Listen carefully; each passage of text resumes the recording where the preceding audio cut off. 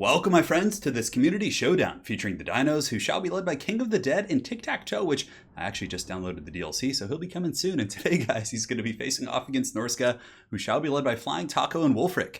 So let's get this show on the road, guys, and have some fun. So for the build here of the dinos, it's going to be very much in theme. So Tic-Tac-Toe is going to have a pretty substantial Airforce. So in total, we have a couple of groups of the Pterodon Riders with the Fire Leech Bola. So what these guys are basically here to do is just kill infantry, lightly armored infantry especially.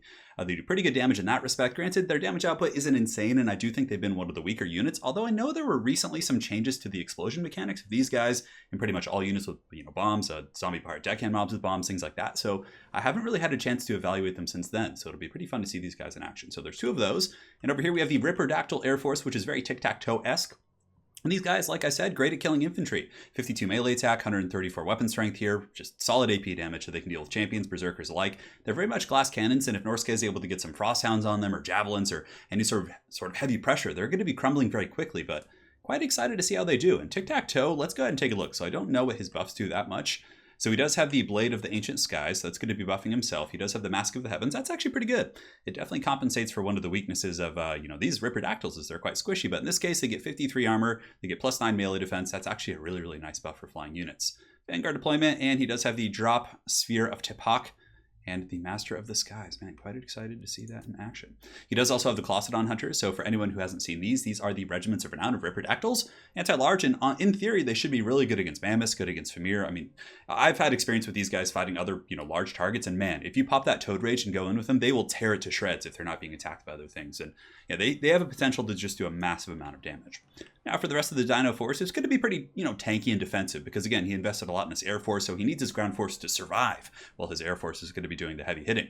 So he has Star Chamber Guardians, Temple Guard, two groups of Salamanders, hunting packs, actually, which have some okay applications against Norsca. Their fire damage and their anti-large pretty good against things like Skin Wolves, not bad against Famir, and decent against Mammoths as well, and also not terrible against infantry. So for his caster, he does have a Manticore caster, a Manticore summoner. Oh, one second, guys. I just have to adjust one quick setting here. My apologies for interrupting the continuity of the replay. And there we go. So, Skink Priest here is going to be having the Manticore summon and the Flock of Doom. A couple skinks over here on the flanks just look to be cohorts, and yeah, they're just going to be taking a beating for sure. But I mean, yeah, it's really going to come down to kind of just templing and on top of the Temple Guard, or castling on top of the Temple Guard, although templing kind of makes sense as well. So that's going to be the Lizard Army. So for the forces of Flying Taco in the front, it's going to be Marauders, it's going to be Berserkers, and it looks like it's going to be big old Wolfric, and Wolfric's just always a powerhouse for sure. Hunter of Champions makes him a pretty good duelist, and if Tic-Tac-Toe gets caught in the wrong neighborhood, man, he is going to have a bad time with Wolfric. So we got Berserkers across the line. In the back, we have Javelins, which are going to be super useful here. Very, very good countermeasure against Pterodons. Pterodons only have 80 range. Javelins do have 90, so if screened effectively, he should be able to have some counterplay against them. And Marauder Hunter Javelins, though, are outranged by Salamanders, which I believe have 125. So that'll be interesting to see the interaction between those two. We do have a Frostworm, which is great, especially if you're going for Wolfric or Gooning. You come in, you have the Chilling Aura, which slows, and then on top of that, you do also have the Frostbite, so you can really slow down and goon targets like Skink Priests and things like that.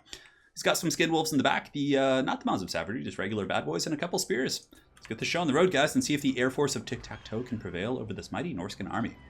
So, some Fire Leech Bolas here, going down on the Marauder Berserkers, not doing too much damage, but the other one's getting a little bit of peppering here against the standard Marauders, and that's not bad. That's some okay damage, and it seems like they actually have a lot of ammunition, so it's not like a huge issue, like with some of the other bomber units that only have like 6 or 8 shots or something like that. I think the Deck Dropper bombers only have like 8 volleys or something really absurd. So it looks like these lizards definitely can carry some more firepower. So here come the bombs again. Going to be going after the javelins. Javelins, of course, will probably turn about face, start throwing some javelins at them, but the Pterodon Riders should be able to fall back. They're very quick. They're 90 speed, so they're going to be quite slippery, and with good juking, they should be able to kind of avoid these. So it looks like the Tic-Tac-Toe Air Force is going to be falling back here and here in the Ripperdactyls as well. He could go commit for an Alpha Strike on the Frostworm, and there's no units for the Frostworm to land on nearby, so he could force a fight, but in doing so, he would be taking Javelin fire, and it looks like probably a Final Transmutation, no, just like a Rusty and Glittering Robe, so the blobbing isn't going to be too much of an issue. So far, the Fire Leech, units here doing some okay damage, actually really good damage against these Berserkers. Quite impressed by that. And here comes some of the Salamander fire going after the infantry rather than the big targets. But now Big Papa's coming in. Granted, the Star Chamber Guardians are braced here, so they're going to be minimizing the charge punishment coming in from the Big Mammoth. And it looks like a huge counter charge coming in here. So the Ripperdactyls are going in for a big old punch. And look at the burst damage they're getting on Wolfric. Outstanding stuff. That's probably mostly the Colossadon Hunters, of course, with their bonus first large, and Wulfric needs to be careful, so he does get the Glittering Robe, so now he has 130 armor, going to be quite tanky there. So it looks like they bounce on Wulfric, and now they're going to be going after the Frost Worm, but the Frost Worm does have the Chilling Aura, so nearby troops are going to be slowed, and the Ripperdactyls jump downtown here to go after these. However, now they're going to have to fight against Spears, they're going to have to fight against Skinwolves, and they're also going to be Frostbitten here by the Frost Worm, so really good counterplay by Flying Taco. Definitely a very dicey situation there here for the Lizards, but we'll see if they are able to get away. So back in the center, though, we do have a pretty heated fight. The Feral Manticore has been summoned here from the Skink Priest caster, and all the Salamanders are just going balls deep unloading here on Wulfric. He's also taking damage from the Star Chamber Guardians, so even if the situation is a bit of a bust for the Lizards over here, which it was, they still got Wulfric down to an extremely low amount of HP. Flock of Doom going down as well. Mainly going to be doing damage against Berserkers. Flock of Doom doesn't do much damage against like single entities and things like that because it does damage per model. So against like one unit, it's barely going to be doing anything. So this is actually really big here. If you look here, you can see the Colossadon Hunters got over pursued by the Frostworm a little bit. And the Frostworm is just getting just monster mashed by these guys just taken to town.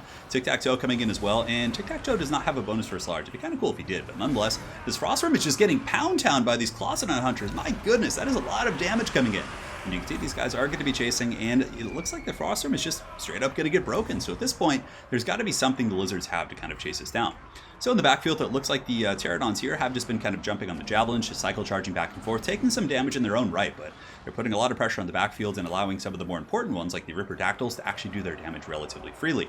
And Wulfric's very low. Man, Wulfric has 1,000 HP. He does get attacked by a Manticore Summon. The Manticore Summon does have quite some time before it dissipates, so it could potentially kill Wulfric. He has 800 HP. He's pretty close to breaking here, but man, look at the damage those Norscan Javelins were able to do, just tearing apart those Pterodon Riders with the Fire Leech Bolus, which now means they're going to be able to kind of set their sights over here, and that's actually pretty big. The fact that the Frostworm came back with 1,200 HP, he could certainly be a game changer here, as the bounce power is in the favor of the Lizards, just barely, but not that much. I mean, it's pretty close still. So the backline being pressured pretty heavily here for the Dinos. The Salamander hunting packs have been having to retreat, fall back, use some rallying Skinks to kind of try and save their position. And it looks like King of the Dead here using his Toad Rage to come in and his Ripperdactyls to try and secure his backline and maybe get his Salamanders functioning again. Because despite the fact that he was able to do massive damage to the single entities, to Wulfric and, you know, the big old Frostworm over there, there's still a ton of Norscan infantry to deal with on the ground. We have 90 Marauders right here. We have a bunch of Spears fighting, but it looks like they're going to be breaking maybe. These ones are shaken, but yeah, maybe they're shaken, not stirred. They're going to keep fighting here, so they should be okay. And Norsca does, of course, have Javelins. It has its caster. It has a fair amount of sustainability on the ground. So, like I said, regardless, the bounce power being in the favor of the Lizards, it's still a very, very close game at this point. So the Ripperdactyl is going to be swooping down, trying to do some damage to the Marauders, but Ripperdactyls are very glass cannony. That's not even a word, but I'm just going to use it. They have 22 melee defense, so no matter what hits them, even the 34 melee attack of Marauders, they're going to be making okay contact. But it did buy some time for the Salamanders to get back, and now the Salamanders are unleashing pretty healthy salvos right here. Oh no, in the distance, it looks like Tiktaq'to went in for the assassination attempt on Wulfric and gets him to 41 HP, but Tiktaq'to's wavering. Hunter of Champions is popped on him, and is he going to be able to get over there and chase off Wulfric? It looks like it. Wulfric is broken, but killing him would actually give an army-wide penalty to the Norskins. So doing that probably is worth it. So it looks like Tiktaq'to is going to be coming over here just to finish off Wulfric. And the duel of duels, the two greatest champions the old world has ever seen. Here comes Tiktaq'to flying in, swooping. Perhaps he's going to drop a rock on his head. I don't want to watch for too long because we'll miss too much action. But basically, we know what's going to happen over there. So the Skink Priest on the ground, a little bit in the danger zone. He does get a nice Flock of Doom off, which hits some of the infantry here. But it looks like Skinwolves and company should be able to finish him unless the Star Chamber Guardians are able to kind of salvage that situation. And guys, the bounce power is back towards the middle now. Salamanders are kiting, doing their best, but they're just being hunted by a bunch of haggard infantry. And they're also running relatively low on ammo. It looks like the Umbral Tide is quite low. And the regular Salamander hunting packs are in pretty good shape. So very, very touchy game right here. So Wulfric has fallen to the mighty Tiktaq'to. One of those 6 kills is indeed Wulfric the Wanderer, the Hunter of Champions here. And it looks like the Ripperdactyl is probably going to be jumping downtown now, basically just doing his best to tie up all the Javelins. And that's good because if he gets rid of Javelins, he's going to have freedom to charge. So anytime you have a mobility build, it's always very prudent to get rid of anything that can kind of, cease your mobility, that can punish your mobility. So then you can have free reign, basically. You can just go wherever you want.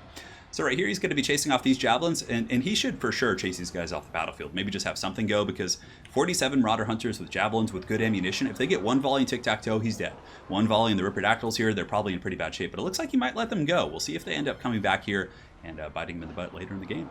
So the last of the Temple Guard holding pretty firm. It looks like there's 12 of these bad boys fighting against Marauder Champions, which is a pretty intense fight. Both units are fairly elite. So the Ripperdactyls, all variants of them, and the Skink Priest are going to be going after the werewolves here, which is a good idea as well, because if you let these guys sit and regenerate, they're just going to be even more punishing later. But Norsca has a ton of spears and champions and other troops kind of piling in here, so it looks like the Ripperdactyls might just get dragged down. That one just got like flattened. He just went like face down and just done for. And Tiktaq'to is getting hunted as well. He needs to get away.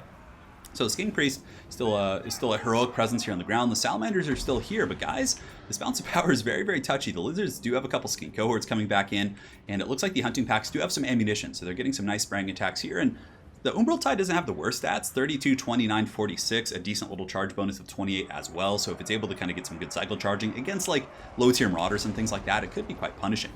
So yeah, focusing down the spears is definitely going to be a good idea. You can see here that King of the Dead is focusing the spears, but Flying Taco still has some magic left. It looks like there's going to be a glittering robe going down, giving these Marauders a whopping 75 armor, making them endure the Salamanders quite a bit better. Granted, the Salamander hunting packs actually have pretty good melee armor piercing damage, so it's not going to be like the biggest change in the world. So yeah, balance pretty much dead even, maybe slightly Lizard favors, just because Lizard favored. Lizard favored! It's favored for the Lizards here. And you can see the Shaman Sorcerer is going to be looking to fight the Great Tiktaq'to, but Tiktaq'to probably can take him with the support of the Salamanders. Like if the Salamanders come in and tar pit him here, oh look how adorable these little guys are. So they're going to be jumping in. Tiktaq'to is going to come in for the follow-up Steel Chair. And the rear charge here, you can see the Shaman Sorcerer is at 16 leadership, 34. He's definitely in the danger zone. Tiktaq'to has pretty good melee attack. 104 melee defense on Tiktaq'to right now. So the Shaman Sorcerer probably pretty close to the minimum chance to actually hit Tiktaq'to. So he should be able to at least endure one hit from the Sorcerer. So this guy's probably going to be going down here. So the Lizards are pulling ahead in this very, very close battle.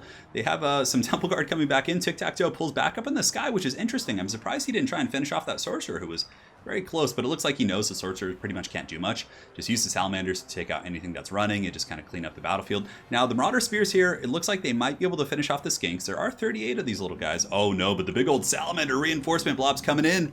And will the Spears brace? So Tiktaq'to going in for the killing blow over here, and he does knock over the Shaman Sorcerer. He doesn't do damage. Footlords sometimes get knocked over instead of actually taking damage, but at this point, Tiktaq'to doesn't even need to fight here. Basically, you can just let the other troops do it. And that's going to be the game for the Lizards. What an insane game that was. That was a really, really fun one. We got to see a very different build and work against a competitive Norscan build, which was very, very neat. So Tiktaq'to did some work. His buffs to the flying units are quite cool, giving them armor and melee defense. I think that helps address the weakness of Ripperdactyls, but man, one thing I have to say about Rippers, those guys have some really insane burst damage. Like, the initial volley of damage, or not volley, but the initial punch of damage that Wulfric took in the beginning was quite insane from those Ripperdactyls. The Salamanders were interesting. I feel like maybe they could have been, like, that gold could have been used somewhere else and it would have been more effective.